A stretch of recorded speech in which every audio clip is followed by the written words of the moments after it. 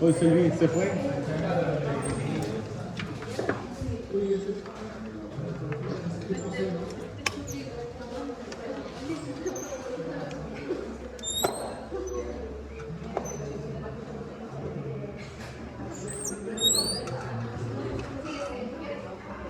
Buenas noches, muchachos. ¿Cómo están? Disculpen la tardanza. Cambiamos con el doctor Díaz, ¿no? Para empezar la clase esta hora por las actividades laborales que tenemos. Para los que no me conocen, soy el doctor Vázquez Barahona, médico ginecólogo, Hospital Belén de Lambayeque. Y ahora vamos a hacer el diagnóstico, vamos a hablar sobre embarazo. ¿Está bien, ahí vamos a la luz?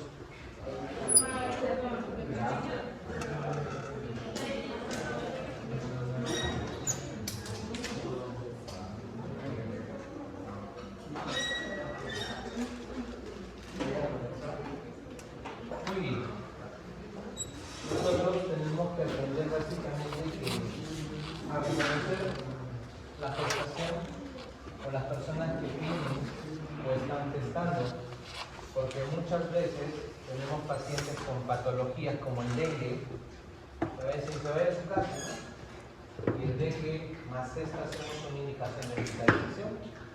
Entonces, si nosotros no conocemos los cuadros clínicos para poder diagnosticar a una paciente que tiene embarazo, podemos estar cometiendo iatrogenia. Por ejemplo, pásalo por ahí, pero los de acá adelante y al fondo déjalo conmigo.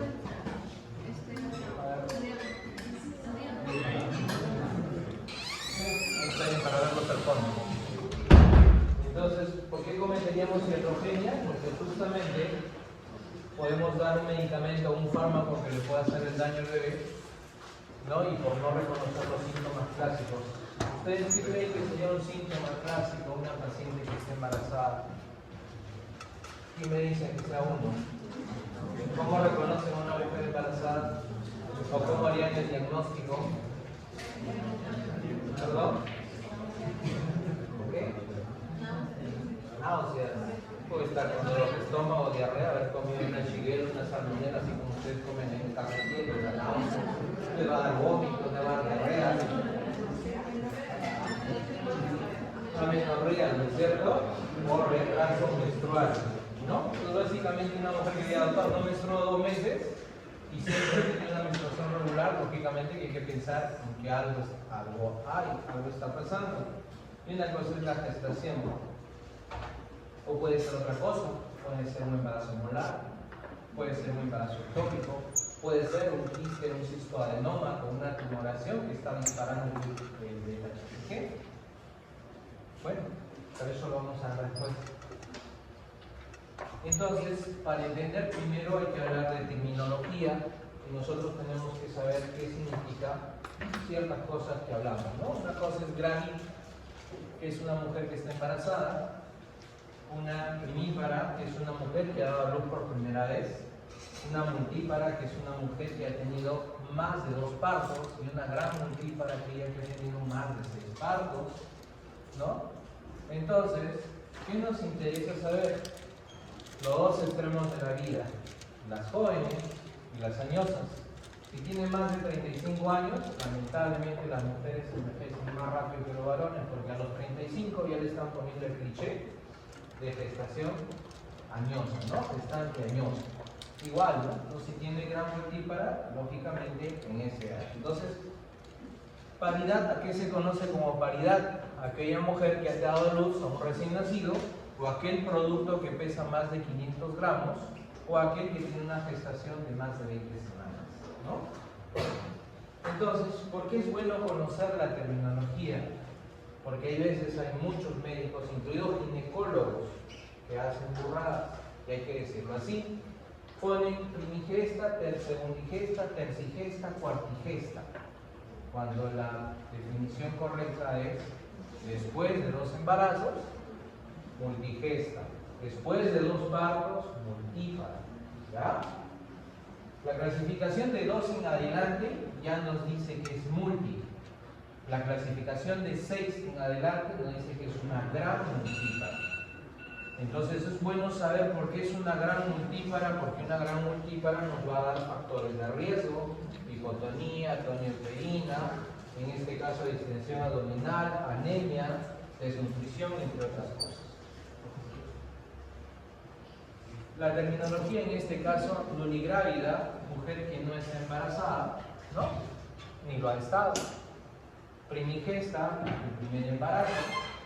Primigesta muy joven, aquella mujer que se embaraza antes de los 15 años, ¿no? Y primigesta añosa después de los 35 años, ¿no? Y primigesta muy añosa después de los 40 años.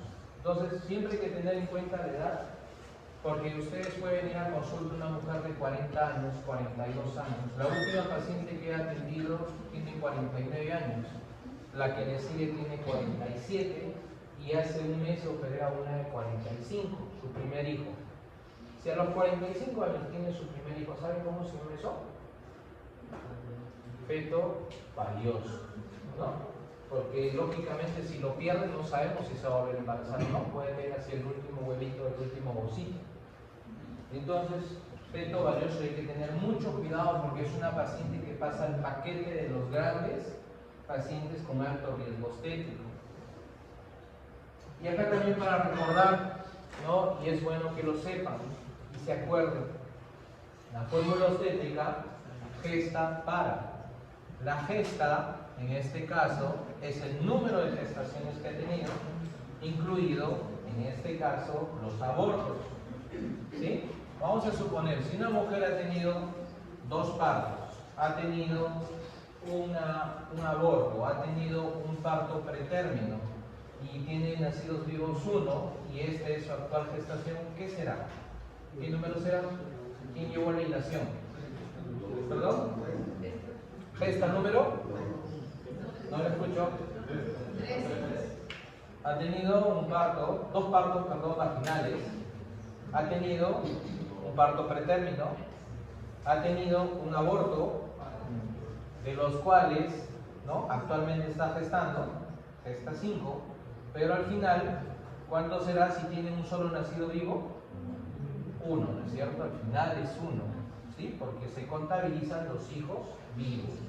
Los que fallecieron no se contabilizan, por eso es que al final gesta para prematuros, ¿no? A término, ¿no? En este caso, a término, pretérminos, abortos y los hijos nacidos vivos. ¿Ya? Esa es la fórmula obstétrica que tienen que siempre recordar porque vemos muchos errores en la periferia cuando nos den la referencia y justamente tienen errores ahí. Entonces también para recordar que existen ciertas reglas que a nosotros nos orientan a pensar, ¿no? En la fecha probable de parto. Antes de entrar a hablar de embarazo vamos a hablar algunas reglas. Por ejemplo, regla de Nagel, ¿no? Consiste en sumar, ¿no? O en restar, perdón, 3 meses a la fecha de la última regla y sumar 7 días. Suma 7 días, restas 3 meses. La regla de Walsh, que consiste en el primer día de la última regla, se le agrega 10 días, ¿no? Al mes y se le resta 3 meses, ¿no? Es la misma, sino que la diferencia es que a uno le suma 7 y el otro le suma 10. ¿Ya? La regla de Pinal, siempre el último día de la fecha última regla, agregar 10 días al mes y el resto le restas 3 meses. Por eso es que se dejó de usar, porque tenía muchos errores. Porque siempre consideramos la fecha última regla al primer día de regla, no al último día de regla. Y lo otro es que sabemos que las gestaciones duran 280 días, ¿no? Que vienen a ser 40 semanas. ¿Sí? Entonces, la valoración de la edad gestacional, ¿no? Vamos a tener en consideración FUR. Y siempre hemos dicho, ¿no? FUR confiable. Mi grupo que ha rotado ya sabe lo que es FUR confiable. ¿No es cierto, chicos? Dile a tu compañero fuerte y claro qué significa FUR confiable porque ellos no saben, están perdidos. Cuando se utiliza dispositivos entre 3 a 6 meses, cuando... Acá en Perú hay un chino. Cuando la paciente también recuerda su fecha de última regla, ¿lo recuerda? No te acuerdas. Sí. Entonces tenemos En este caso, el full confiable es aquella mujer que tiene fechas de regla todos los meses en forma regular. Irregular es aquella mujer que no ve regla 1 mes, 2 meses, 3 meses, 6 meses. Esas mujeres son el grupo de los irregulares. Las que ven regla el día 27 de este mes, el siguiente mes ve el 26, el siguiente mes ve el 20, el siguiente mes ve el 30, esa mujer no es irregular. ¿Ya? Y ese es el mal concepto que a veces tiene toda la población. Dice, doctor, yo soy irregular. Pero eso no es irregular. Son ciclos normales. Que todos los meses vean regla es normal. Pero ocúpate cuando 1 mes no ve regla, 2 meses no ve regla, 3 meses no ve regla. ¿Sí? Entonces, ciclos regulares todos los meses, primera consideración para full confiable. La segunda consideración para full confiable es aquella mujer que no ha usado métodos anticonceptivos los últimos 6 meses. ¿Ya? Entonces ha pasado, doctor, yo usé anticonceptivos y aún así salí embarazada, entonces no me sirve su regla. ¿Correcto? Pero sí me sirve si es que no ha usado durante los 6 meses. Y la tercera condición para decir full confiable es aquella mujer que durante 1 año no ha tenido ni hijos ni ha tenido abortos. ¿Correcto? Entonces, si cumple con esos criterios, yo puedo decir si es un full confiable. ¿Ya? La altura uterina siempre va a estar en relación a la edad gestacional. Generalmente la altura uterina de una mujer, un útero normal, ¿cuánto mide? ¿Perdón? En promedio mide de 6 a 8, ¿no? Pero todos los libros dicen que mide 5 centímetros el cuerpo y mide 3 centímetros el cuello, ¿correcto? Entonces mide en promedio 8 centímetros. Pero si nosotros encontramos un útero de 10 centímetros, la sospecha es que puede estar embarazada, número 1, o de lo contrario, puede tener un mioma, puede ser. Un gran porcentaje de la población, el 40% de la población de las mujeres tiene mioma. Y lo otro, para valorar la edad gestacional, siempre es ecografía. Entonces, cuando hablamos de ecografía, si nuestro FUR no es confiable, vamos a considerar ecografía. Entonces tenemos que se debe pedir, ¿no?, 3 ecografías en mínimo a una gestante. Pero a veces las obstetras le piden cada mes una ecografía, cada mes, ¿no? Un día llegó a la consulta una gestante que me traía 20 ecografías, yo no sé dónde ponerlas, ¿no? Y recién estábamos en la mitad del embarazo. Entonces, ya se han vuelto comerciantes los obstetras, ¿no? Entonces, ¿qué es lo que pasa? La primera ecografía del primer trimestre, que considere longitud coronal, no saco gestacional. En este caso, después de las 11 semanas y 13 semanas con 6 días, tiene un alto valor predictivo hecho por un ginecólogo y hecho por un buen equipo, por un buen ecógrafo, cuyo margen de error es de 3 a 5 días. Eso quiere decir, si yo tengo una ecografía que me dice que tiene 35 o 38 semanas, ¿no?, y su regla me dice que tiene 34 semanas, le voy a creer a la ecografía. O al revés, ¿no? Si tengo una ecografía del primer trimestre, 12 semanas, que calculando me sale 35 semanas, y por regla la señora me dice, y saco y calculo por mi regla de Nagel o cualquiera de las reglas que pueda aplicar, me sale 40 semanas, a quien tengo que creer, ¿a quién es? A la ecografía. Porque el margen de error es de 3 a 5 días. Hablando de la ecografía del primer trimestre. La ecografía del segundo trimestre tiene un margen de error hasta de 10 días. ¿Ya? Y la ecografía del tercer trimestre, como muy bien lo dice Fela en su última publicación, puede dar un margen de error hasta de 3 semanas. ¿Ya? Las alturas uterinas siempre van a estar en relación, en este caso, a la edad gestacional. Solamente para que conozcan, quiere decir que a partir de una edad gestacional que comience a crecer y tomamos como referencia de 35 semanas, debe estar arriba de la cicatriz umbilical, por arriba de la cicatriz umbilical, ¿no? Entonces tenemos que tener ciertos parámetros en la cabeza. ¿Qué quiere decir? ¿Cuál es la altura uterina normal de una gestación a término? ¿Quién sabe? ¿Y si tiene 33 está mal? ¿Perdón? De 31 a 35. ¿Quién da más? ¿Quién da menos? O sea, si tiene 30 está mal. No, es que también se debe evaluar si cómo es la mujer, si es pequeña, Si es pequeña, si es gorda, si es alta. ¿Perdón? si es un embarazo gemelar. Si es un embarazo general, ¿no? Pero en condiciones normales. En situaciones normales, ¿no? La altura uterina normal de una gestante a término en condiciones normales es de 28 a 35 centímetros. ¿Qué quiere decir? Si ustedes calculan la edad gestacional y le encuentran 26 centímetros de altura uterina y esta paciente por ecografía tiene 37 semanas, ¿en qué están pensando? Oligohidrácteos 1, 2, RCU 3. Puede ser mala posición 4. ¿Uno más? Puede ser un peso también, ¿no? Pequeño para el área estacional. ¿Ya? Y lo mismo pasa si yo encuentro por arriba de 35 centímetros. ¿Qué quiere decir? Que va a ser un macrosómico, polihidrácteos, gemelar, ¿algo más? Miomas, ¿no? Tumoraciones que pueden hacer crecer el útero, ¿no? Entonces hay que tener en consideración siempre esos parámetros, porque a veces les va a tocar, ¿no? Van a encontrar una gestación a término con de repente con 27 centímetros o 28 centímetros, lo primero que van a pensar es una restricción de crecimiento, un RCU, o van a pensar que tiene un PEG. Ahora, si tiene eso, puede que tengo que pensar que me va a estar haciendo una insuficiencia uteroplacentaria, me está haciendo daño en la placenta y tengo que referirla con urgencia a que lo vea un especialista.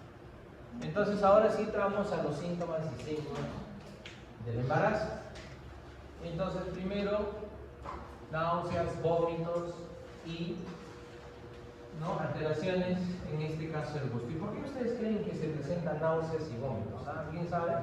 ¿Por qué están aumentadas las náuseas y vómitos? A ver, una a uno. ¿Perdón? Habla, no tengas miedo, no te reprimas, nadie te va a castigar. Relajación del músculo liso, muy bien. ¿Y por qué se da la relajación del músculo liso? Por la hormona que está disparada hacia la próstata. Esa es la principal causa. Así que si ya les preguntan, ya saben que las náuseas y vómitos es por esa causa, por el aumento de la progesterona.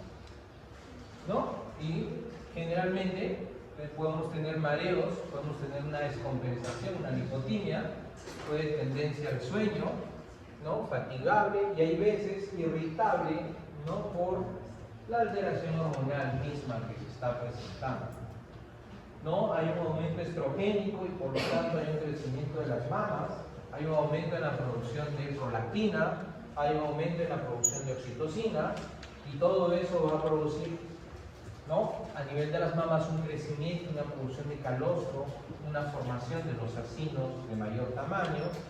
A nivel urinario va a producir prolacturia o puede producir tenedor vesical. Y conforme va creciendo, la barriguita va a producir obstrucción y por lo tanto no hay una buena evacuación de la vejiga, ¿no? Y si no hay una buena evacuación de la vejiga, nuestras gestantes pueden tener infecciones urinarias recurrentes, así que no se asusten. Pídale un examen de orina y pídale un urocultivo. Ahora, todas nuestras gestantes, hablando de ese punto de vista, es importante conocer y saber que la clínica es muy importante, ¿no? Paciente que te dice que le da por orinar se llama disuria, que orina cada rato, según la quiosis.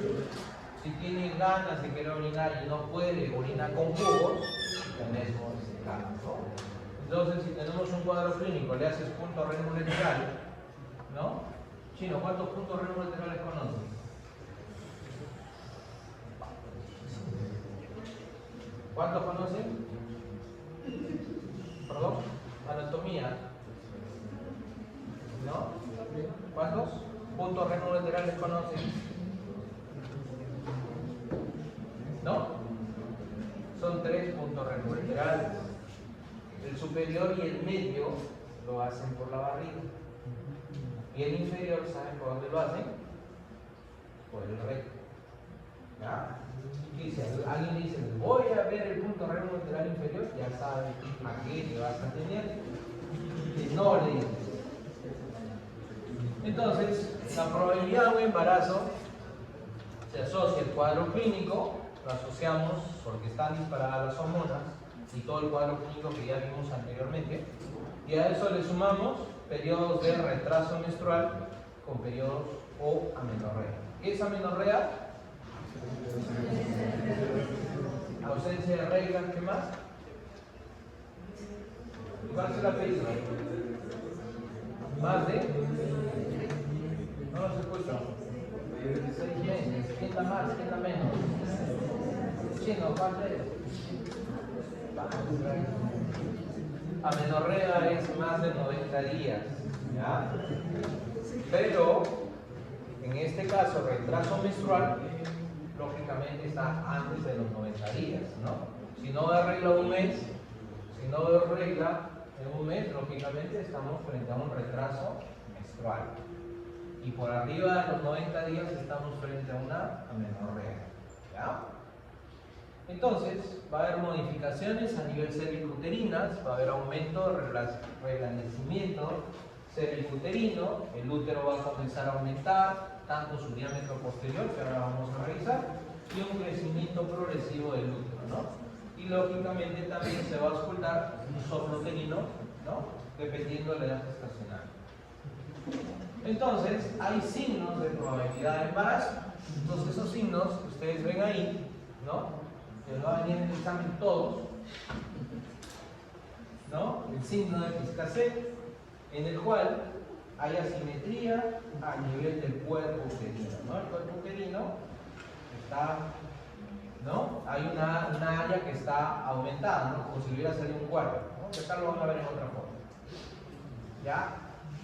El signo noble, o de Boutin, que es disminución en la profundidad del útero en el fondo de saco. O sea, el fondo de saco, el útero lo tenemos, y el fondo de saco posterior está más o menos a 3 centímetros, el fondo de saco anterior también igual, como que es ahí. Pero cuando vemos el signo de noble o el signo de Boutin, se reprime. El útero como que se mete, crece, y el fondo de saco como que tiende a desaparecer o comienza a disminuir. Sus 3 centímetros bajan a menos de 1 centímetro. ¿Ya? El signo, en este caso, Gaussianer, se palpa el fondo, ¿no? En este caso el saco lateral, ¿no? Que es parecido al anterior. El de McDonald, lógicamente el útero, de acuerdo a la posición, tenemos la posición del útero que son anteverso flexo, retroverso flexo, ¿no? O anteversos. En este caso hay una fácil flexión, ¿por qué? Porque comienza a crecer, ya pierde su estabilidad por los ligamentos, ¿no? Entonces es fácil movilizarlo. Meten el dedo a ustedes, pueden movilizar, pueden pelotear el útero, ¿ya? El signo de Chapin, que es el más conocido, porque se da y es fácil de reconocer, porque ustedes van a ver la coloración violácea, ¿no? En las paredes vaginales, ¿no? Incluido el cuello, hay una hiperpigmentación. El signo de Hegan tipo 1, que es reblandecimiento ísmico que permite alcanzar paredes del útero, o el 2, que permite alcanzar el fondo del saco anterior y las maniobras a nivel abdominal, ¿no? Entonces levantamos y vamos a ver a nivel de abdomen. Entonces ustedes dirán, doctor, ¿para qué tantos signos si puedo hacerle su pruebita de peroxijón y se acabó el problema? Sí pueden hacer eso, pero esto es con fines médicos académicos, ¿no? Y tienen que conocerlo por si acaso.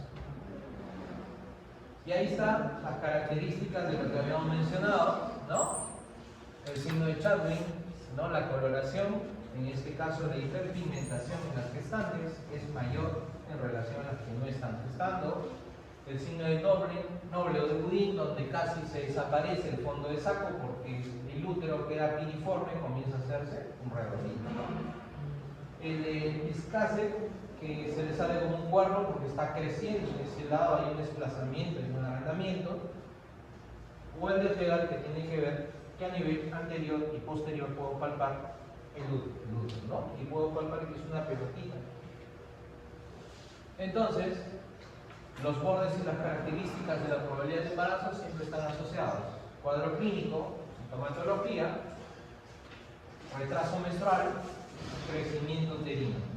¿no? Entonces, eso se asocia a nuestro diagnóstico. Entonces, ¿qué vamos a hacer? Lo primero que vamos a hacer es una prueba de HCG o si no, una ecografía transvaginal, ¿no?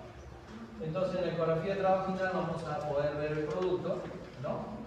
Y, lógicamente, la frecuencia cardíaca, que eso nos garantiza que el bebito está bien, ¿no? Está bien. Ya a las 12 semanas haremos ecografía genética para descartar malformaciones, para ver cómo está la translucencia local, cómo está el hueso nasal, cómo está en este caso el ductus, ¿no? Lo que continúa, ya que ya somos expertos reconociendo a las gestantes, ¿no? Las mujeres que se embarazan, entonces vamos a hablar sobre controles prenatales.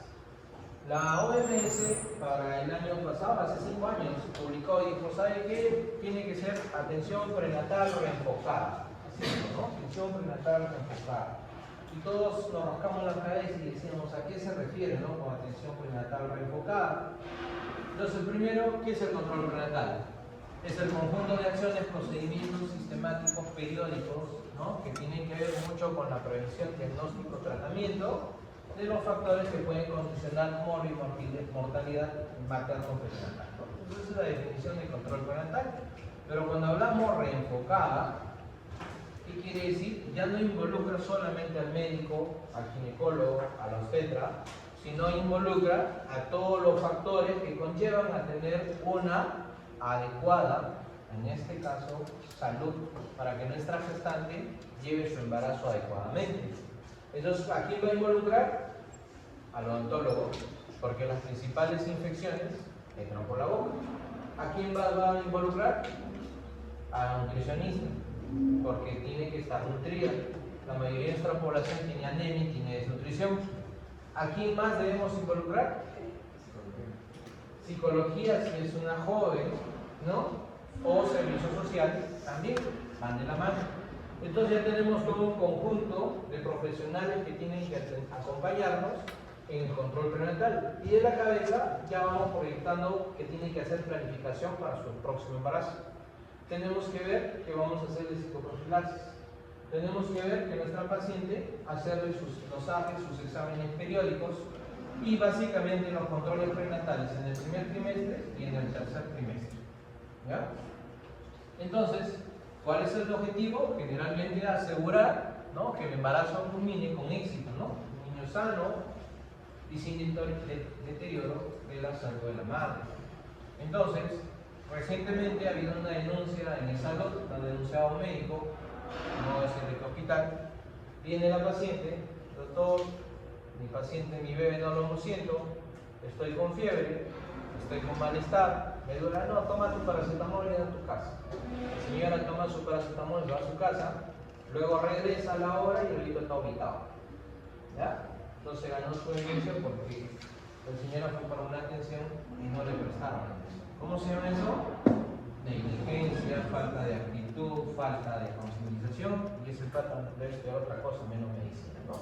Porque nosotros estudiamos medicina para atender pacientes. Entonces, los objetivos importantes de esto es determinar la edad gestacional para saber cuándo vamos a terminar el embarazo. Es importante saber la edad gestacional, ¿por qué? Porque si a nosotros se nos pasa un embarazo término tardío, ¿no? Anteayer estábamos con mi grupo y llegó una señora con 42 semanas de gestación. Si tiene 42 semanas de gestación, ese bebito no sabemos qué le puede pasar. ¿Por qué? Porque hasta las 41 semanas, ¿no? Hasta las 41 semanas, bueno, los embarazos deben terminar a las 40 semanas, pero se espera hasta las 41 semanas. Entonces, de las 40 semanas en adelante, ya es una paciente de riesgo. De las 41 semanas en adelante, tengo que hospitalizarla para terminar el embarazo. El embarazo se acaba a las 41 semanas, pero tengo que estar seguro. ¿Cómo estoy seguro? Por fecha de última regla confiable o por ecografía del primer trimestre. Entonces, esa paciente le sacamos y tenía 42 semanas. Entonces, ¿qué es lo que pasa a las 42 semanas? ¿Qué es lo que pasa? Número 1, oligohidramnios. Número 2, macrosomía fetal. Número 3, ¿qué más? No los escucho.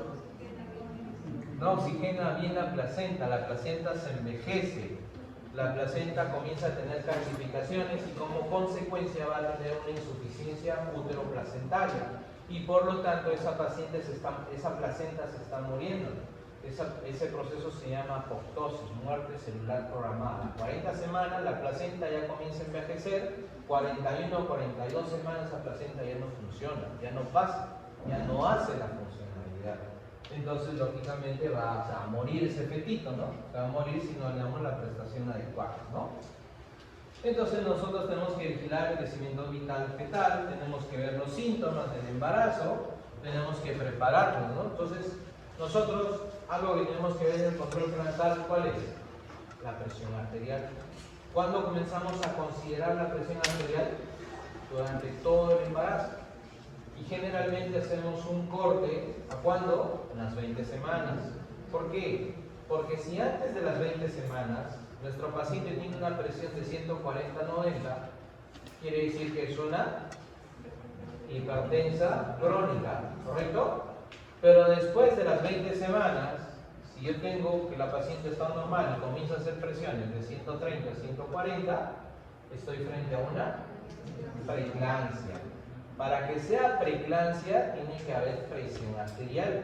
Sáquense de la cabeza, porque yo no sé a qué loco se le ha ocurrido, porque ya voy teniendo varias referencias de las cosas, que viene preeclampsia y la presión arterial está en 160, 110, ¿no? 110, 70, eso no es preeclampsia. Que le duele la cabeza, sí, pero le va a doler la cabeza. Si está embarazada, le duele la cabeza, todo le va a irritar, todo le va a molestar por el tema hormonal, ¿no? Pero no es una indicación. Entonces, si ustedes tienen una presión alta de 140-90 y a eso le suman dolor de cabeza, visión borrosa, zumbido de oídos, recién ahí se convierte en una paciente de alto riesgo. Por lo tanto, es una preeclampsia con criterio de severidad. Entonces, el corte siempre va a ser 20 semanas. ¿Ya? 20 semanas. Y esa es la importancia de vigilar. Igual que el peso, ¿no? Igual que el peso, igual que la aldosteroina. Son valores que se grafican en las tablas de los controles prenatales y hay que seguir viéndolos, ¿no? Entonces, los requisitos básicos de un control prenatal, según la Organización Mundial de la Salud, debería tener de 8 a 10 controles prenatales para considerarse paciente controlada. Pero el MINSA, como dijo, ¿sabe qué? 8 a 10 en el Perú, la gestante de Olmos, en la punta del cerro, no va a venir, mejor le bajamos, que sea 6. Entonces, para el Perú son 6 controles prenatales. ¿Ya? ¿Sí? Bueno, para Latinoamérica. Colombia también hace lo mismo. ¿Ya? Entonces, los requisitos básicos, que sea precoz, que sea periódico, que sea oportuno, que sea completo y que sea de amplia cobertura. Es la idea de un control prenatal. Entonces, comenzamos a clasificar, doctor, la veo hoy día la gestante, ¿y acá cuándo la cito? ¿Cómo son los controles prenatales? ¿Alguien sabe? Si ahorita la veo, tiene 10 semanas, ¿para cuándo la cito? ¿Para? No respondas esa chica. Los controles prenatales son mensuales hasta las 30 semanas. De las 30 semanas hasta las 36 semanas son quincenales. De las 36 semanas hasta terminar el embarazo son semanales. ¿Ya? No se olviden. Entonces tenemos gestaciones que van, ¿no? Gestaciones que van con esos controles prenatales. Entonces, durante todo ese tiempo yo debo tener 6 controles prenatales para considerar que nuestra paciente está bien. ¿Sí? Y una cosa es el control prenatal y otra cosa es la ecografía. ¿Qué pasa con la ecografía?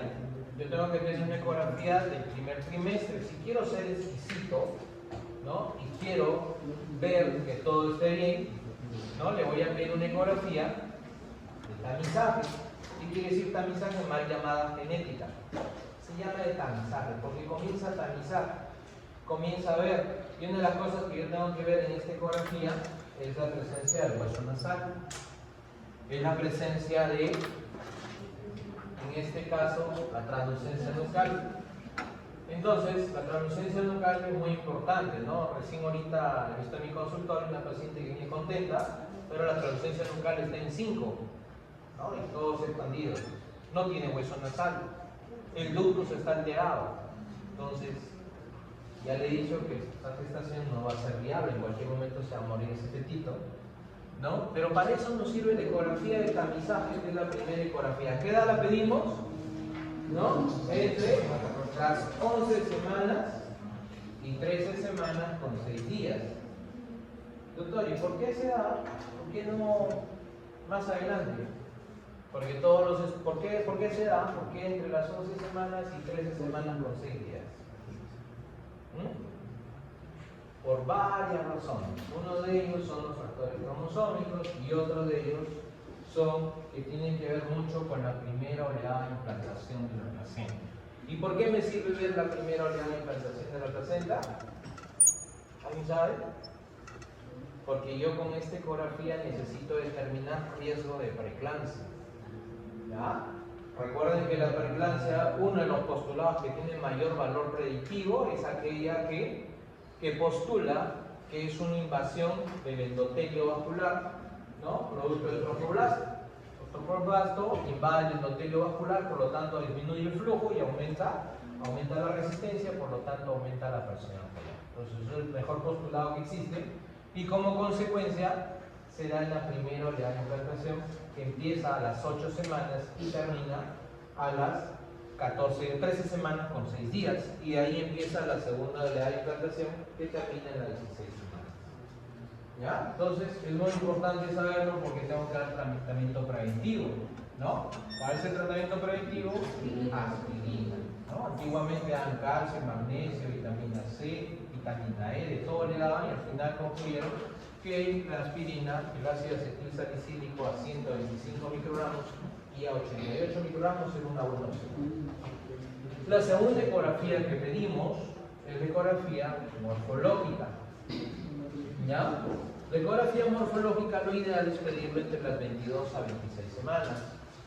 Es una ecografía que me permite ver el desarrollo neurológico del fetito, que tenga su cerebelo, que tenga sus tálamos, que tenga su atrio ventricular, que tenga su cisterna magna, que tenga en este caso el caudum del septum pelúcido, que esté todo estructuralmente bien, al igual que el abdomen, la pared que no tenga gastroclisis, que no tenga omphaloclisis, la columna que no tenga una espina bífida, que no tenga labio leporino paladar hendido o que no tenga alguna agenesia renal o quistes renales, o en este caso derrame pericárdico, o agenesia de miembros inferiores, o también de testículos, ¿no? Entonces todo eso me sirve la ecografía morfológica, y digo, eso tenemos que decirle al familiar o al esposo, pues, ¿sabes qué? Tu bebito viene bien o viene mal.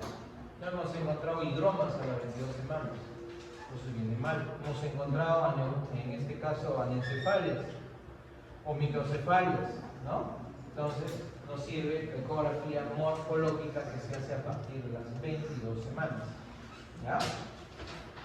Igual medimos arterias uterinas, igual medimos Doppler de la arteria cerebral media, igual medimos la arteria umbilical, igual medimos la arteria vesical, igual medimos la arteria suprarrenal, ¿no? Dependiendo. Ese es el Doppler, ¿no? Entonces la valoración prenatal, en este caso inicial, nosotros tenemos que definir el estado de salud materno-fetal. Entonces, no todas nuestras gestantes van a venir así como ustedes, no sanas. Hay dentro del gran grupo de gestantes que vienen con patología cardíaca, son hipertensas, son diabéticas, son hipertiroideas, son obesas, tienen un antecedente de haberle colocado su válvula cardíaca, tienen antecedentes de infarto, tienen antecedentes de un problema endocrinológico, ¿no? Y así, a pesar de que el médico le dice, ¿sabes qué? No te embaraces, ellas se embarazan. Y si ustedes no lo diagnostican, no se les va a pasar y se les puede morir en cualquier momento. Entonces ya ha pasado paciente con leucemia y embarazada, ¿no? En un centro de salud, paciente con 4 de hemoglobina, llega a dar luz, sangra un poquito y chao, se quedó. Entonces tienen que ver el punto de vista integral, ¿no? Y lógicamente iniciar el plan de atención obstétrico continuo, calcular la edad gestacional, definir ciertos factores en el interrogatorio, como los factores de riesgo, antecedentes patológicos, si es diabetes, hipertensa, ¿no? La edad gestacional, entre otros, ¿no? Y los estilos de vida, que ahora no es, en este caso ya es normal encontrar pacientes que fuman, pacientes que se drogan, pacientes alcohólicas, pacientes con violencia familiar. Entonces ustedes dirán, doctor, estará loco, ¿qué dónde? ¿No? Pero esa realidad, ¿sabes dónde la van a ver? En el Callao. ¿Sabes dónde la van a ver? En Comas. ¿Sabes dónde la van a ver? En esos lugares, ¿no? Donde realmente es terrible, ¿no? Yo me he formado en el Hospital Carrión del Callao, donde tenían drogadictas con cesáreas previas 3-4 veces, de 3-4 parejas distintas, ¿no? Algunas con VIH, fumonas, ¿no? Entonces tienes que atenderlos a todos y tienes que ver, realizar, ¿no? Entonces hay que tener mucho cuidado con esos pacientes. No, y les cuento nada más a manera para que se despierten, ¿no? Que ya están durmiendo. Ya estaba de turno y una paciente con placenta previa. ¿Cuál es la definición, el diagnóstico clínico de la placenta previa? Sangra, ¿no? Sangra como Michi, era su cuarta cesárea. Estaba fumona, ¿no? La señora, pero está embarazada, ¿no? Y viene con placenta previa que sangraba como caña. Entonces entra a operarla con 4 hemoglobina. Lo bueno de estos hospitales grandes, nivel 3, es que tú pides a banco de sangre y te llevan como si fuera tu limonada, ¿no? ¿Cuánta sangre quieres? Entonces te traen tus 3, 4, 5 unidades de sangre y le pones, sigues operando tranquilo. Pero mientras operas, aprendes y sabes que la fisiología y el ser humano y el cerebro es recontra inteligente. ¿Saben qué es lo que pasa cuando tienes una paciente con una anemia severa y tú cortas? ¿Saben qué pasa? Hay una redistribución de flujo y por lo tanto no sangra. Estás cortándolo y no sangra. ¿Por qué? Porque el cuerpo trata de llevar la sangre al cerebro. Y como trata de llevar la sangre al cerebro, ya está con 4 hemoglobinas, lo único que le queda es que volver el corazón y que un poco arriba hasta que le traiga sangre. Entonces, la paciente tenía 28 semanas, ¿no? Y una placenta previa con 4 hemoglobinas, su tercera cesárea, o cuarta cesárea, ¿no? Igual drogadicta, cocainómana, ¿no? Entonces, caballero, ¿no? Tiene que operar. ¿Y ustedes tienen que atender? Donde vayan. ¿No? Entonces le salvamos la vida a la señora para que todo bien, menos mal. Porque al cuarto día me la encuentro con 2 de sus parejas, 2 animalones, 1,80 negros, con tatuajes en el cuello. Si veníamos, ¿no? Entonces tú, tantos pacientes que atienden, no te acuerdas las caras de nadie, ¿no? O sea, no te acuerdas las caras. Y la señora venía en medio, ¿no? Bajita y luego manganzona, entonces la señora, ahí está. Imagínate ya. Entonces ahí está el doctor que me salvó la vida, ¿no? Entonces va a realizar una de sus parejas y dice, ¿sabes qué? Tú me lo cuidas al doctor, lo acompañas a su casa, ¿no? A que el negro venía al costado conmigo, que viene a mi casa, ¿no? Le va a ir un manchado.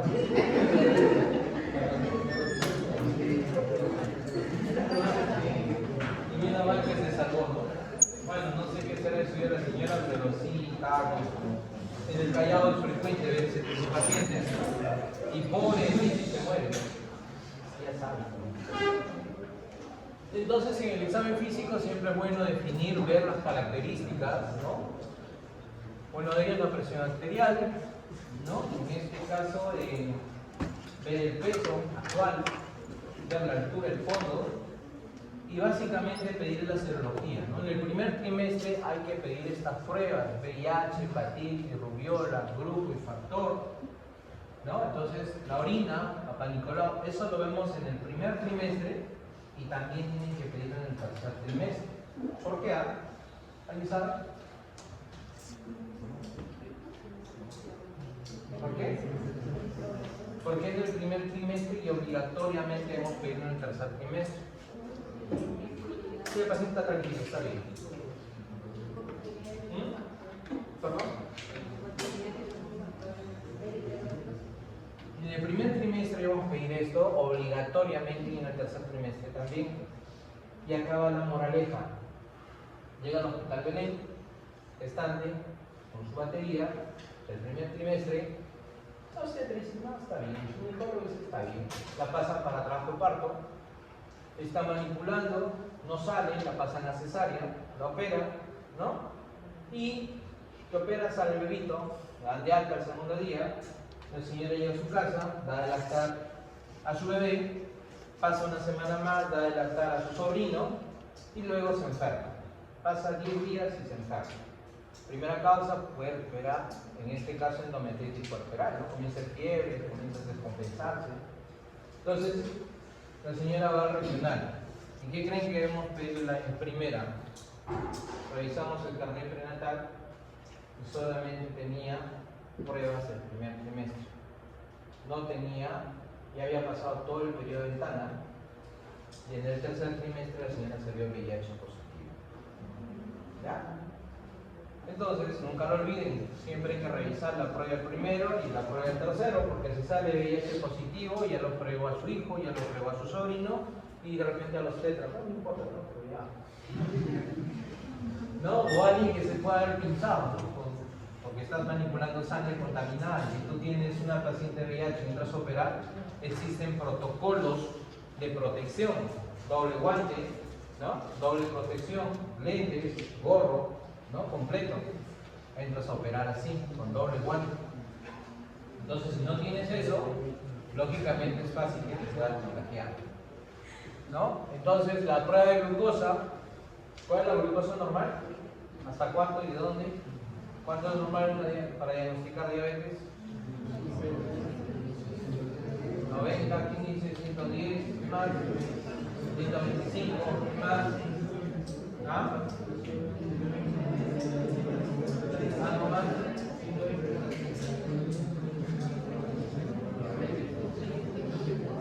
¿Nada? Bueno, una cosa es una gestante y una cosa es una paciente no gestante. Las gestantes siempre Williams nos refresca, que es el libro, a nosotros los artículos, y todas las publicaciones dicen que el corte para diagnóstico de diabetes gestacional es por arriba del 95. ¿Ya?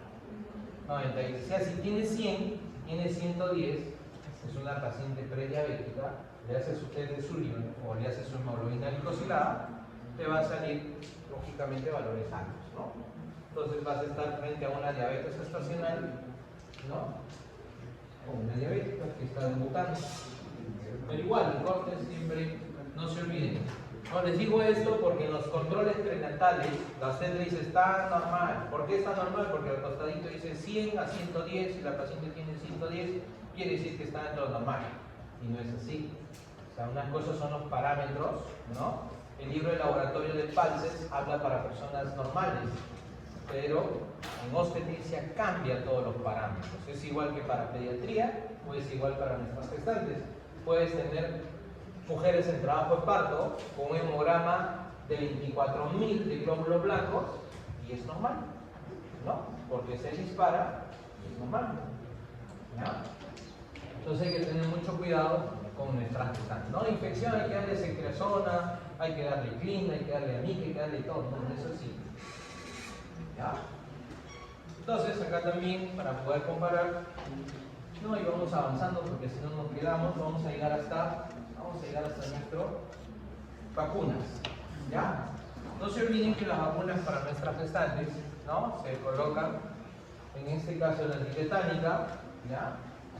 La antitetánica, o también podemos colocar vacunas contra la influenza, ¿no? Las podemos colocar. Entonces también podríamos colocar vacunas para el COVID. La primera publicación dice mayor a 12 semanas ponle vacuna para el COVID. Pero luego salió otra publicación, no, mejor después de las 22 semanas. Entonces para la difteria es en promedio a partir de las 28 semanas, ¿ya?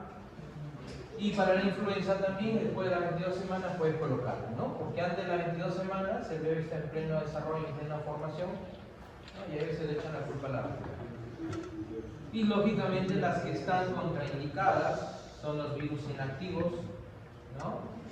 Son en este caso, ¿no? Cuando nuestra gestante no debe recibir una dosis de vacuna a partir de las 20 semanas, ¿no? Entonces, las que están contraindicadas son las que tienen virus atenuado, como la hepatitis A, una triple, ¿no? Para papera, sarampión, rubiola, ¿no? Contra, en este caso, antipolio, antineumococo, contra fiebre amarilla, ¿no? Entonces, eso hay que tener cuidado, ¿no? Estoy testando, pero voy a una zona endémica, me toca hacer mi sedum en ese lugar, así que no voy a curar para fiebre amarilla, no lo hago. Está contraindicado. ¿Ya? Los suplementos, en este caso, ya los suplementos son muy importantes. Generalmente antes de una gestación se recomienda 3 meses antes usar vitaminas que contengan ácido fólico. ¿Por qué? Porque se ha demostrado que el ácido fólico ayuda a cerrar el tubo neural, ¿no? Y evita los defectos, ¿no es cierto? Entonces, el hierro también es muy importante, ¿no? Pero los suplementos de calcio también son importantes, ¿no? ¿Sí? Entonces, igual el suplemento de hierro, acá está.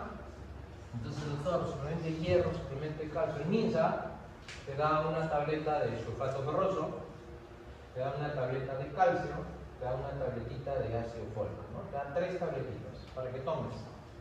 Entonces, eso en el serum, cuando vayan a su serum, ustedes ya los veo estar recetando, ¿no? Como loco su peña 30 para el hierro, señora, para su anemia y todo lo demás, ¿no? Igualito, hacíamos hasta campañas, decíamos.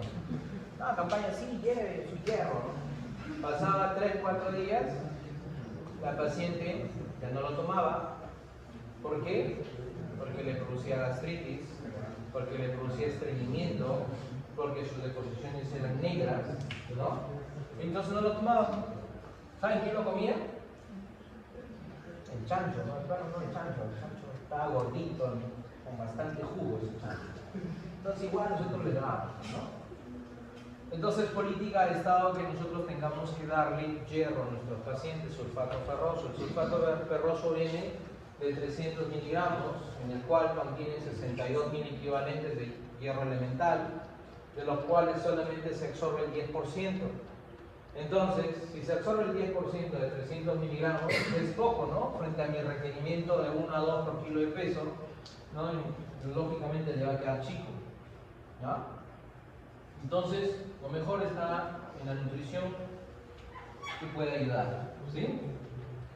Entonces, los signos de alarma en el control prenatal siempre va a ser sangrado vaginal, ¿ya?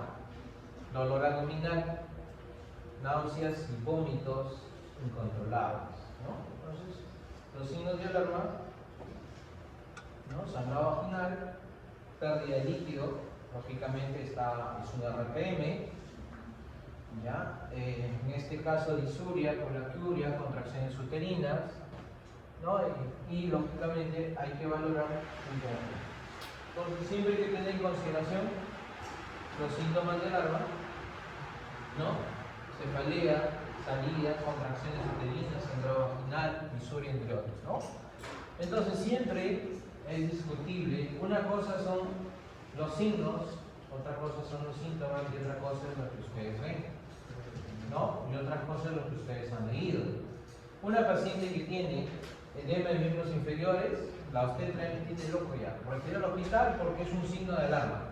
Los edemas inferiores es porque la paciente del campo trabaja todo el día está de pie, tiene una gestación, una barriga grandota que está comprimiendo los vasos, está comprimiendo el uréter, está comprimiendo el riñón, y por lo tanto va a haber un retorno disminuido del plexo, en este caso de las varices, ¿no? Entonces, y aparte de eso que el estrógeno produce tromboembolismo, o sea, una mujer que sale embarazada, 1, 2, 3, 4 hijos, va a tener varices hasta para regalar, y las varices van a ser hasta pulvares, hasta arriba, porque cada hijo le va a costar una varice, ¿ya?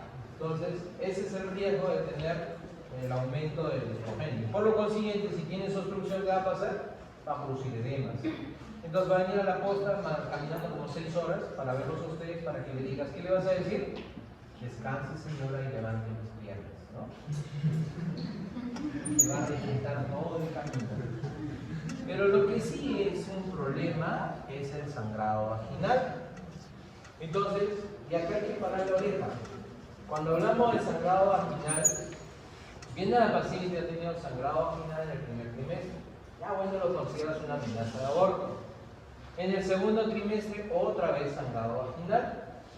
En el tercer trimestre, iniciando, otra vez sangrado vaginal. ¿Qué es? ¿Qué haces? ¿Qué piensas? ¿Qué? ¿Por relación sexual? ¿No? ¿Qué piensas? Esa clínica nunca se la olviden, ¿ya? Esa clínica no se la olviden, tienen que siempre llevársela en la cabeza. Primer trimestre sangra, segundo trimestre sangra, tercer trimestre sangra. ¿Qué es? Placenta previa. Eso es, esa es la clínica característica. Si no le has preguntado en el primero, no le has preguntado en el segundo, no le has preguntado en el tercero, ¿ya? Entonces la placenta previa, ¿no? Es la que presenta ese caso, ¿no? Entonces, toda placenta previa, y clínicamente, ¿cómo debo hacer para valorar la placenta previa? ¿Cómo es? Escucho la ecografía con el Doppler, ese Doppler que tiene todas las costas, le escucho la parte de abajo, ¿no? Abajo, y voy a escuchar un sonido, un soplo, ¿no? Que es de la placenta. Entonces tiene sangrado y la escucho en la parte inferior de la placenta, lógicamente estoy frente a una placenta previa que en cualquier momento va a reventar. Toda gestante es una bomba de tiempo, hasta uno el puerperio, y ahí tienes otra bomba que va a estallar en cualquier momento. Que no se olviden. ¿Ya? Acá llegamos a ya la tarjeta de control prenatal, donde vemos nombre, apellido, su DNI, dirección, de dónde viene, su ocupación, a qué se dedica. No es lo mismo poner una paciente que trabaja todo el día vendiendo gasolina en el grifo, o de lo contrario, que trabaja todo el día en un lugar donde se hacen radiación, ¿no? Por ejemplo, las radiólogas o las tecnólogas, ¿no? O de lo contrario, aquellos que trabajan vendiendo pintura. Entonces hay que tener mucho cuidado con estos pacientes. Por lo tanto, es bueno considerar su trabajo, en qué trabaja, y hacer nuestra recomendación para que ese paciente pueda cambiar de lugar de trabajo, ¿no? Su empleador al menos lo cambie. Los estudios primarios, secundarios, superiores, muy importantes. De edad hemos dicho que es importante. Si tiene menos de 15 años, preocúpate. Más de 35 años, preocúpate, ¿no? Algo puede pasar. El estado civil, si es casada, conviviente, y el nombre del culpable siempre es importante, ¿no? ¿Ya? Y cuando hablamos de antecedentes obstétricos, nos referimos a los embarazos que ha tenido antes de esta gestación, ¿ya? Antes de esta gestación, no la actual. La actual no es un antecedente. Les digo eso porque este es un error frecuente que se comete. Antes de esta, si este es tu segundo embarazo, acá será gesta 1, ¿no es cierto? Pero si este es su tercer embarazo, este será gesta 2. ¿Qué fue? ¿Parto o aborto? ¿No? Hay que poner. ¿Es nacido vivo o nacido muerto? ¿Cómo nació? ¿Correcto? Y acá muy importante, ¿no? El peso. El peso se pone del más gordo. No se pone cualquier peso, ¿no? Ah, el primer cholito salió el primero, salió 4 kilos, pero el último 2,800. Entonces tienen que ponerlo del más gordo de sus hijos. Entonces vamos a suponer, tenemos un embarazo de 1,5 kilos, ¿ya? Que nació, y nació por cesárea, ¿no? ¿Qué tenemos? ¿Frente a qué estamos? El grupo ya lo sabe, aunque no lo responda, ya lo fusilamos. ¿Ya? ¿Frente a qué estamos? ¿Perdón? Ya ven, me hacen caso. Ojalá o sea de la práctica. Tiene 1,5 kilos y fue por cesárea. ¿Frente a qué estamos? Y está embarazada otra vez. ¿Va a cesárea o va a parto vaginal? La primera pregunta es, ¿la índice de rotura uterina en nuestros pacientes con cesárea? ¿Cesárea previa una vez? Es menos del 0.03%. Cesárea previa 2 veces es hasta 0.7%. Y cesárea previa, en este caso, mayor a eso, ya el riesgo aumenta, ¿no? Pero ¿qué pasa? Eso es con cesáreas segmentarias. Acá estamos frente a una cesárea de tipo corporal. ¿Por qué se llama corporal? Porque estoy cortando el útero, ¿no? Y yo sé que donde debo cortar para una cesárea normal se llama cesárea segmentaria. ¿Y por qué se llama segmentaria? Porque el útero se separa del cuello y ahí en ese nivel se llama segmento. ¿Ya? Y eso a partir de qué edad se forma si todo hace una pelota, no todo hace uno solo. Eso se forma a partir de las 28 semanas y alcanza a las 37, 38 semanas alcanza. Entonces una gestación a las 38, 39 semanas quiere decir que si lo han operado a esa gestacional, quiere decir que ha sido una cesárea segmentaria. Pero si pesó 1,5 kg, quiere decir que fue prematuro o fue un RCU, igual, con 1,5 kg ese útero ha sido corporal, no se ha desarrollado, por lo tanto han cortado el útero, como si hubieran hecho una miomectomía. Como consecuencia, tengo, en este caso, este embarazo que viene obligatoriamente cesárea. ¿Correcto? Entonces, tengan en consideración que una cosa es el índice de ruptura uterina en cesárea previa una vez para parto vaginal segundo, el índice es mínimo, 0.03%, o sea, ¿no? ¿Sí? ¿Correcto? Ahora yo tengo una gestación de 3,8 kilos, cesárea anterior una vez, ¿ya? Y tengo, en este caso, el 2022 dio luz. ¿Frente a qué estoy? Un periodo intergenésico corto. Por lo tanto, ¿a qué llamamos periodo intergenésico corto? Menor a 18 meses. Pero los ginecólogos más viejitos dicen, hay 2 años. Vale, ¿no? Vale. Pero 18 meses es el corte, ¿no? En la última publicación, que hasta ahora no lo sacan, estaban planteando 14 meses, ¿no? Pero mientras no lo publiquen, nosotros seguimos con 18 meses.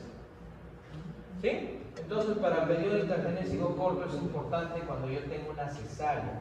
Pero si tengo un parto vaginal, no me interesa. ¿Correcto?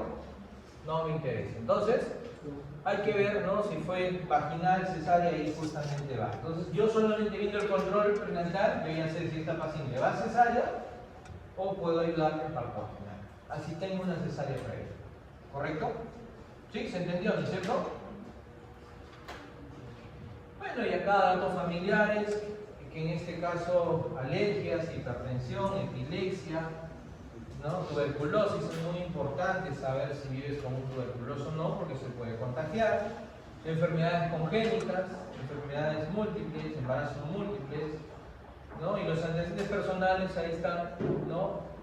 Si es alcoholador habitual, si sufre de alcoholismo, si tiene alergia a medicamentos, asma bronquial, si es cardiópata, si tiene eclampsia, antecedentes de alguna enfermedad hemorrágica, hemorragia postparto y todo eso, ¿no? Y acá vamos, peso habitual, te dicen que pesa 120 kilos. ¿Cómo se llama? Obesidad mórbida, ¿no? ¿Y cuándo decimos que está ya baja? ¿Mayor o menor? Menos de 1,54 m es talla baja, todos están fregados. ¿Cuánto es talla baja? 1,50 m. ¿Quién da menos? ¿Quién da más? 1,45 m. 1,40 m por debajo de 1,40 m hablamos de talla baja. ¿Ya? Y por arriba, lógicamente, es normal. Entonces, la talla baja no es una indicación absoluta de cesárea, es una indicación relativa, ¿ya? Porque hay chatas que tienen buena pelvis, así que no hay problema, ¿sí? Entonces, ese es un lado. Lo otro es el grupo y factor. Si yo tengo un grupo negativo, quiere decir que es su primer embarazo, ¿qué tengo que hacer? ¿Qué tengo que hacer, muchachos, si tengo un O negativo? ¿Cómo se llama? TC-CUMS. Muy bien. ¿Cuándo le hago el TC-CUMS? ¿Cuál de los dos quieres? ¿El directo o el indirecto? Indirecto. Muy bien. Es el TC-CUMS indirecto. ¿A qué edad gestacional?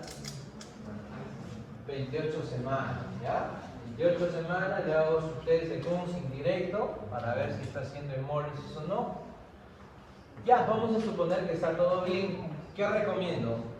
¿Qué le damos? ¿Cómo se llama? Chiliza Rasumán. Así se llama esto de marca, está claro. En este caso damos la vacuna, ¿no? Lo vacunamos.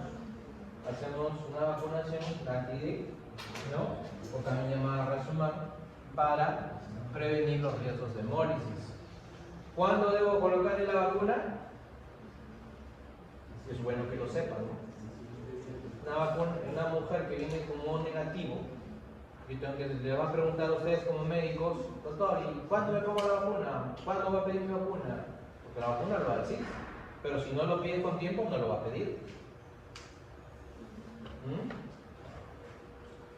Échale más al pecho. Un poquito de esto, y queda bacán. ¿Ya? ¿Cuál es? Le colocamos a las 28 semanas o dentro de las 72 horas de haber producido el parto. ¿Ya? O sea, tengo dos opciones. Si no le puse a las 28, le voy a colocar a las 72 horas. ¿Ya? Y ahora, entonces ya tengo, para mi O negativo ya tengo la solución. Pero ¿qué pasa? ¿Qué pasa? ¿Qué pasa con este tipo de pacientes?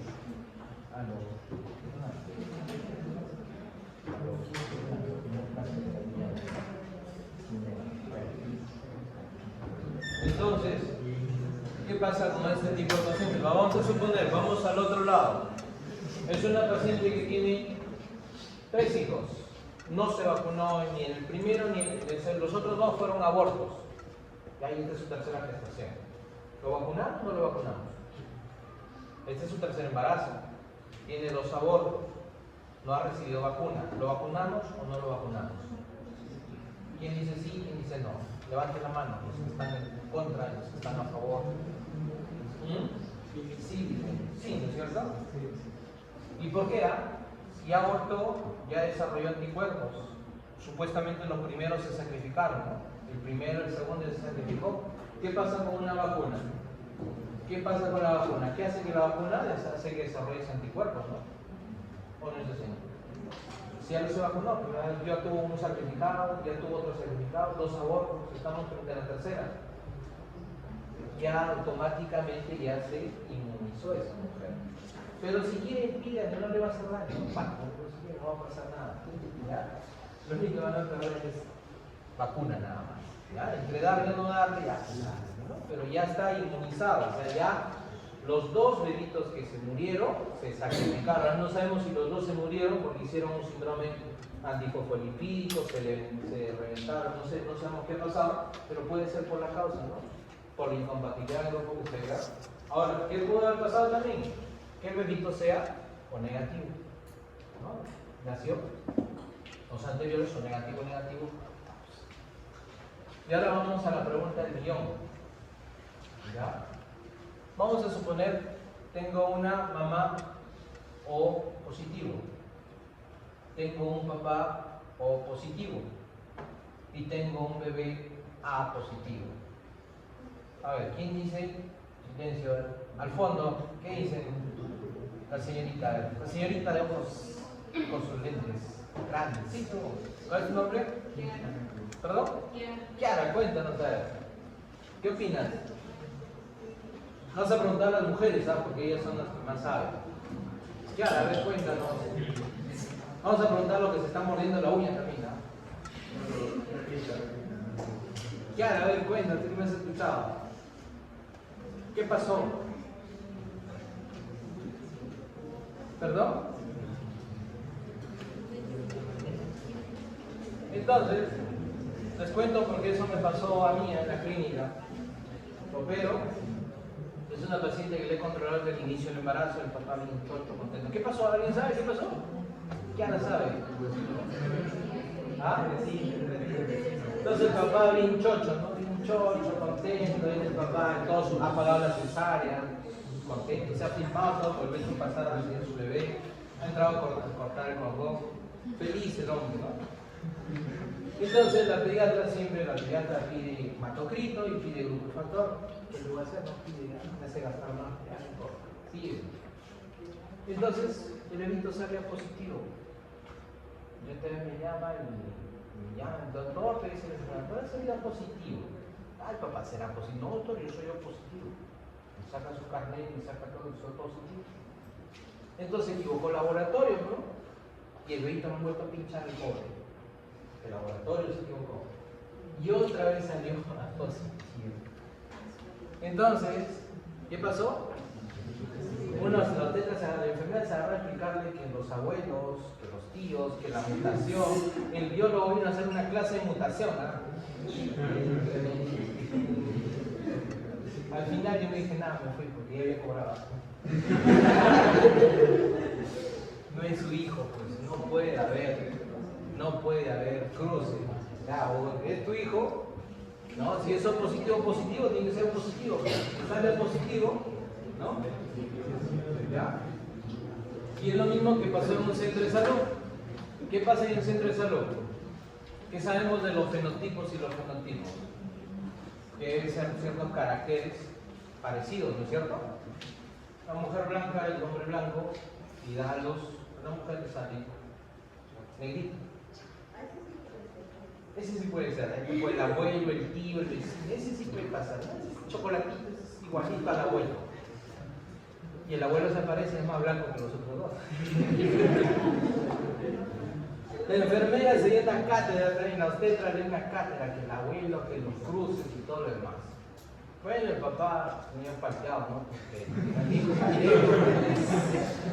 Porque agarró y se fue. ¿Y saben qué pasó? Como es el hospital, en la tarde entran a visitarme, ¿no? ¿Saben qué pasó? En la tarde vine a visitar el vecino, un moreno negro. Entonces, ¿qué hace visitando el vecino a...? No sé, pero en su caso, no sé. Bueno, este es el evento para que lo conozcan nomás, acá está. Pero ya saben que no pueden engañar a la naturaleza. ¿Quién sabe que es su hijo de quién? La mujer es la única que sabe, ¿no? Caballero, ¿no? El otro momento hasta ahora está chocho, con su positivo. Recordad que le salió fino. Recordad que le salió bien. No, y acá lo que mencionábamos hace un momento, en el examen de laboratorio, la OMS el año pasado sacó su publicación y dijo, ¿saben qué? Ustedes están mal, ya no vamos a considerar menos de 11 anemia. Ahora el corte es 12. ¿Ya? Pues la OMS ya lo dijo. En este caso, ya todas las publicaciones están. ¿No? Antiguamente nosotros decíamos por debajo de 11 anemia. Ahora ya no. Por debajo de 12 es anemia. ¿Ya? Así que cambien el chip. Glucosa, ya hemos dicho, por debajo de 95, por arriba anemia. Pruebas de VIH, RPR, son importantísimas, ¿no? Que hay que pedirles, ¿no? El TORCH, toxoplasma, rubiola, citomegalovirus y herpes solamente cuando el bebé tiene alguna patología en sus embarazos anteriores y haya perdido. Para nosotros, para Perú es TORCH, pero para Colombia, para México es TORCHA, lo incluye Chagas. Nosotros le íbamos a incluir Chagas porque acá no me en Jaén ya había Chagas, ¿no?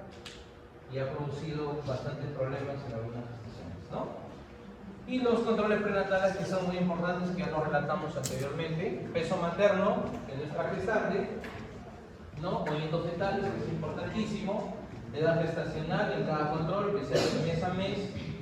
La temperatura, la presión arterial, los pulsos, la altura uterina, la presencia, ¿no? La situación, posición, presentación, que es parte importante y que ahora lo vamos a ver en otro tema, ¿no? Si le han suministrado ácido fólico o no, y para que conozcan nada más síntomas y signos de alarma que eso. Todo esto contiene la tarjeta de control prenatal. ¿Sí? Muy bien. Y ahora, como tenemos tiempo, sí tenemos tiempo, ¿no es cierto? Con el regalo, el programa. ¿Cómo se hace?